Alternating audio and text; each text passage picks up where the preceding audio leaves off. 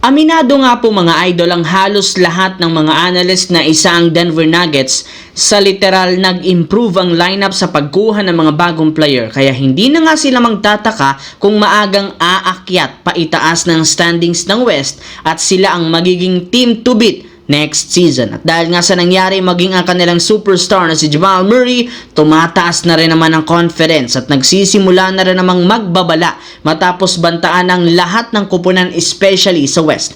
Ayon dito, sobrang excited siya sa bagong lineup ngayon ng Nuggets at naniniwala na sapat na ito para talunin ang ilang mga contenders sa West.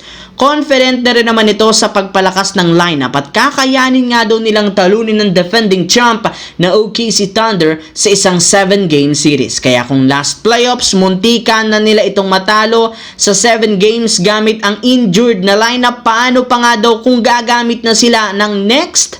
At syempre, pina-improve na roster at mas healthy na mga players. Samantala, pinatunayan ni DeAndre Ayton noong nakaraan na kaya niyang pangunahan ang front court ng Lakers sa pagpapakitang gilas sa kanilang practice na siyang gagamitin siya bilang starting center. Bukod sa kanya, desidido naman ang kanilang backup center na si Jackson Hayes na mapa-improve ang laro, especially ang shooting. Pero sa kabila ng patuloy na pagganda ng laro ng dalawang big man na ito, hindi pa rin naman kontento si Rob Pelinka matapos silang kumuha ngayong araw ng isa na naman bagong sentro na si Kyler Kelly. Napakadaling ang kumalat sa social media ang balita na pinabalik ng team na ito sa pagbibigay sa kanya ng training camp contract. Ibig sabihin, hindi pa rin naman talaga siya parte ng official lineup bagkus kailangan pa niyang makipag-agawan ng pwesto sa darating na training camp sa susunod na buwan. Sa ngayon, meron pang 3 bakanting pwesto ang lineup. 2 pwesto sa regular contract at isa naman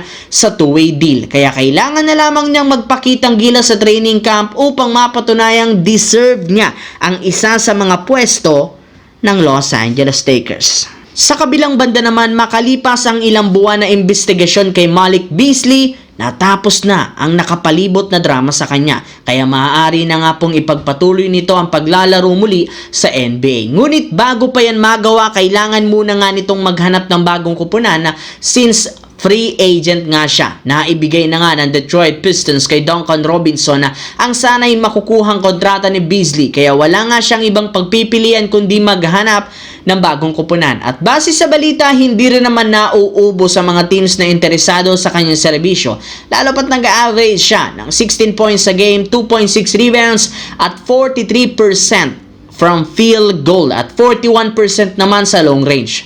Sa ngayon, merong 9 na team na makikipag-agawan: Brooklyn Nets, Charlotte Hornets, Chicago Bulls, Indiana Pacers, Miami Heat, OKC Thunder, Sacramento Kings at ang Washington Wizards. Napaka-contender o lottery team, willing siyang kunin sa loob ng free agency at bigyan ng kontrata.